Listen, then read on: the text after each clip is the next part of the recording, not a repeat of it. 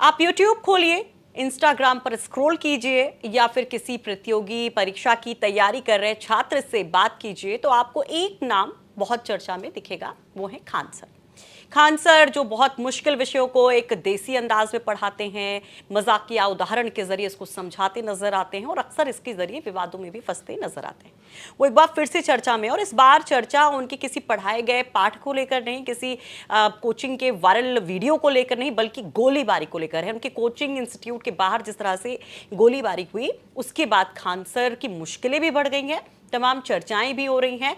तो आज चर्चा में जब खान सर हैं तो हम खान सर के बारे में आपको बताएंगे, उनका यूपी कनेक्शन, और इस गोलीबारी में जो 3 लोग एफआईआर में जिनके नाम दर्ज किए गए हैं उनका किस तरह से उत्तर प्रदेश से कनेक्शन है।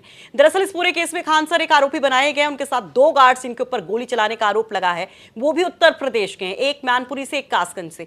उनका प्रोफाइल भी बताएंगे, हर एक चीज समझाएंगे, लेकिन पहले इस केस को समझिए। हमारे साथ हमारे सहयोगी आशीष जुड़े हुए हैं, बिहार तक से इस पूरी खबर को फॉलो कर रहे हैं। जो आज सबसे बड़ी अपडेट है कि एफआईआर में खान सर का नाम है और ऐसी धारा लगी है जिसमें खान सर को जमानत नहीं मिल पाएगी, ये कहा जा रहा है। तो पहले इस पूरे विवाद की जड़ संक्षेप में आशीष से समझते हैं। देखिए, बहुत शुक्रिया सुषमा जी।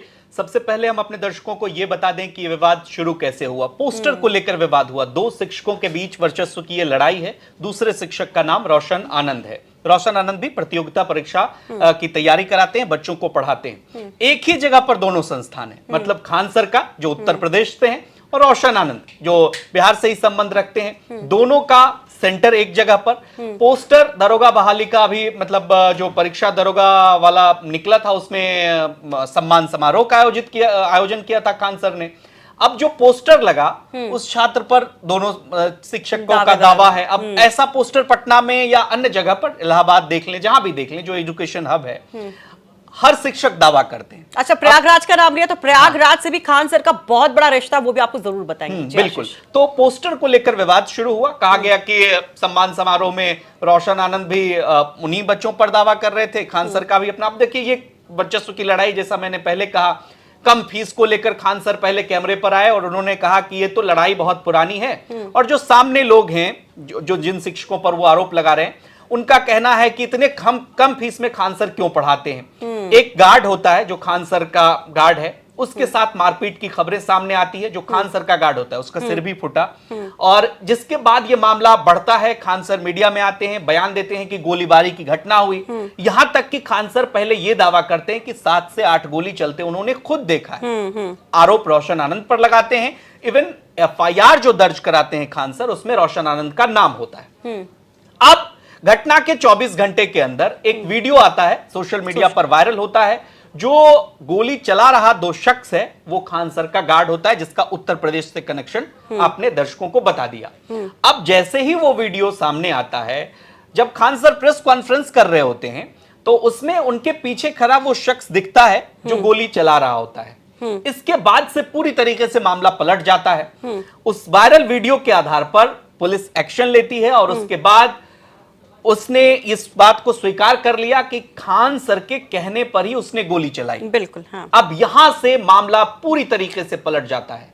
खान सर भी गोली चलाने की बात, चलाने की बात जो खान सर कह रहे थे, उन्होंने कहा कि हमने देखा। इस बात से खान सर भी पलट जाते हैं। पुलिस को एक क्लू मिल जाता है कि पहले बयान दिया कि हमने देखा, फिर पलट गए, फिर गार्ड का यह कहना कि खान सर के आदेश पर हमने गोली चलाई। तो ये पूरा विवाद है। रोशन सर जो इस मामले में, जिनके ऊपर एफआईआर दर्ज खान सर की तरफ से करवाया गया, उनकी टीम की तरफ से, उन्हें न्यायिक हिरासत में बेऊर जेल, पटना का मशहूर जेल है, जानते भी होंगे आप। तो वहां पर उनको भेज दिया जाता है। अब इस मामले में खान सर पर गिरफ्तारी की तलवार इसलिए लटक रही है कि डीआईयू को खान सर की गिरफ्तारी की जिम्मेदारी दे दी गई है जी। तो ये पूरा अपडेट है। और जिन 2 गार्ड्स का आपने जिक्र किया, जिनका यूपी कनेक्शन की हम बात करें, उनके बारे में भी आपको डिटेल दे देते हैं। तो उसमें जो है, एक जो गार्ड है वो प्रदीप कुमार उनका नाम है, 38 साल उनकी उम्र है करीब, और वो जो है मैनपुरी जिले के रहने वाले हैं, थाना बेवर के, छिनकौरा के रहने वाले हैं। तो वो बताया जा रहा है कि खान सर के साथ काफी समय से जुड़े हुए थे। कैसे जुड़े वो भी आपको जरूर बताएंगे। लेकिन दूसरे जो गार्ड, वो भी जो आरोपी बनाए गए हैं, वो भी उत्तर प्रदेश के बताए जा रहे हैं। उनका नाम जो है वो बताया जा रहा, तालेबर सिंह। तालेबर सिंह जो है काशगंज के रहने वाले, थाना शेरपुरा के, नगला बदौड़िया के बताए जा रहे हैं। इनकी उम्र करीब 34 साल बताई जा रही है। और ये जानकारी मिल रही है, जो खान सर ने जानकारी दी है कि किस तरह से इन्होंने इन गार्ड्स को हायर किया। करीब 17 गार्ड्स जो हैं खान सर ने हायर किए थे, जो वहां पर कोचिंग की सुरक्षा के लिए गेट पर तैनात रहते थे। और दिल्ली की एक एजेंसी के जरिए, जो दिल्ली एनसीआर में एक एजेंसी काम करती नोएडा में, एपीएस सुरक्षा एजेंसी, वहां से कांटेक्ट करके इन गार्ड्स की हायरिंग खान सर ने अपने कोचिंग इंस्टीट्यूट के लिए पटना के लिए की थी। उसमें इन दोनों की भी उपस्थिति थी और कहा गया कि ये जो वीडियो वायरल हुआ उसमें इनको गोली चलाते देखा गया। और इन्होंने जो कबूलनामा पुलिस के सामने किया है उसमें इन्होंने सबसे बड़ी बात जो कही है कि खान सर के कहने पर गोली चलाई है। इसमें एक और अपडेट ये है कि खान सर का एक और वीडियो वायरल होता है जिस पर अब पुलिस ने एक्शन लिया है और कहा है कि आप भड़का नहीं सकते छात्रों को। खान सर उसमें ये दावा कर रहे हैं कि देखिए, पुलिस को जब भी इस तरह की घटना होती है, क्योंकि खान सर ये दावा कर रहे हैं कि उनके कोचिंग संस्थान पर जो दूसरे पक्ष के लोग हैं वो चढ़कर हमला कर रहे थे, जिस वजह से पुलिस को पहुंचने में तो वक्त लगता है, लिहाजा आत्मरक्षा में दोनों गार्ड ने गोली चला दी। ये वीडियो बयान है खान सर का। बिल्कुल बिल्कुल। और अब यहां से मामला ये निश्चित रूप से बढ़ेगा कि गार्ड को गोली चलाने का आदेश खान सर ने दिया। और ये भी खान सर की तरफ से कहा गया कि सेल्फ प्रोटेक्शन के लिए ये गोली चलाई गई। ये भी कहा गया कि आत्मरक्षा में ये गोलीबारी हुई थी।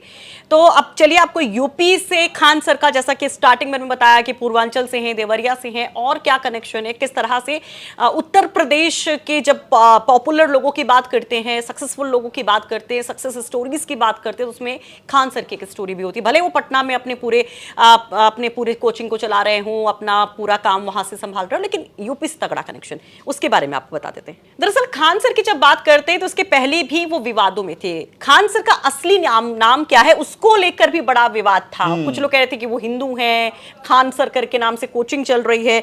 ये विवाद भी काफी ज्यादा चर्चा में था। हालांकि बाद में खान सर सामने आते हैं और अपना नाम बताते हैं असली। तो इनका असली नाम निकलता है फैजल खान। दूसरा विवाद जो था 2022 का रेलवे भर्ती का एग्जाम, उसमें भी इनके खिलाफ एफआईआर दर्ज हुई थी। ये पहली बार नहीं है जब खान सर के खिलाफ एफआईआर दर्ज हुई हो। उसके बारे में अगर हम बताएं तो साल 2022 में रेलवे भर्ती परीक्षा को लेकर जब छात्र आंदोलन कर रहे थे तो उस दौरान खान सर चर्चा में आए थे। उस समय पुलिस ने कई टीचर्स के खिलाफ मामला दर्ज किया था और उसमें जो है खान सर के खिलाफ भी एफआईआर दर्ज हुई थी। अगर अब हम यूपी कनेक्शन की बात करिए तो इनका जन्म जो है देवरिया में हुआ। जो हायर एजुकेशन, जैसा कि अभी हम आशीष से बात कर रहे थे कि प्रयागराज में उनका तगड़ा, उनका एक पुराना कनेक्शन है, तो वो यही है कि उनकी जो उच्च शिक्षा हुई है सब प्रयागराज से हुई है। तो इलाहाबाद विश्वविद्यालय से उन्होंने पढ़ाई की है। पहले उन्होंने साइंस से बीएससी की, फिर एमएससी की और उसके बाद उन्होंने भूगोल में यानी कि ज्योग्राफी में एमए की डिग्री हासिल की। और यहीं से जब वे नक्शे के जरिए दुनिया की राजनीति, देशों की सीमाएं और अंतर्राष्ट्रीय घटनाक्रम समझाते हैं तो उनकी पकड़ काफी मजबूत दिखाई देती है। अच्छा, एक और बात है कि वो केवल जीएस के टीचर नहीं है, उनके और बाकी सब्जेक्ट्स पर भी काफी कमांड मानी जाती है। अगर आप उनके वीडियोस को देखेंगे तो उसमें भूगोल ही नहीं बल्कि इतिहास, भारतीय संविधान, विज्ञान, करंट अफेयर्स, जर्नल स्टडीज के कई सारे ऐसे आपको अलग अलग तरह के टॉपिक्स मिल जाएंगे जिस पर वो बच्चों को पढ़ाते हैं। और जो सबसे बड़ी बात है कि उनकी जो शैली है उसकी वजह से वो काफी पॉपुलर। अच्छा, उनका एक अस्पताल भी है जिसमें कहा जाता है कि चैरिटी का भी काम होता है। एक अस्पताल उन्होंने हाल में खोला। उन्होंने दावा किया है खान सर ने कि पटना में हम सबसे कम फीस में लोगों का इलाज करेंगे, मतलब वहां पर डॉक्टर अवेलेबल कराएंगे, कैंसर अस्पताल तक की खान सर ने बात की है। तो मतलब देखिए, सामाजिक सरोकार तो खान सर का है और बच्चों को जो पढ़ाने का उनका अंदाज है, कई बच्चे उनसे ऑनलाइन क्लास भी लेते हैं। तो ये एक आप कह सकते हैं कुछ पॉजिटिव बातें हैं। लेकिन अगर आप देखें जिस तरीके से इस विवाद में खान सर का नाम सामने आया है, पूरी कलई तो जरूर खुल गई है इस पूरे घटनाक्रम के, खास करके गोलीकांड का जो ये मामला सामने जी बिल्कुल। और अगर बात करें इनके करियर की तो साल 2019 में Khan global study research centre का उन्होंने एक न्यू डाली थी, यूट्यूब चैनल शुरू किया था। और यहाँ पर अगर आज देखें तो उनके यूट्यूब चैनल पर करीब 2 करोड़ 30 लाख से ज्यादा सब्सक्राइबर्स हैं और इससे उनकी लोकप्रियता का अंदाजा लगाया जा सकता है। अभी हाल ही में नीट पेपर लीक मामले में भी उनकी काफी ज्यादा चर्चा हुई थी, जब उन्होंने काफी सख्त बयान दिया था और ये कहा गया था कि इस तरह का स्टेटमेंट उनको नहीं देना चाहिए था। कई लोगों ने उनको क्रिटिसाइज किया था। बीपीएससी के एग्जाम में भी कुछ ऐसी स्थिति देखने को मिली थी। तो चर्चा में खान सर, उनके बारे में हमने आपको तमाम चीजें यहां पर समेट कर आपके सामने रखने की कोशिश की। आपको रिपोर्ट कैसी लगी जरूर हमें बताइएगा। नमस्कार।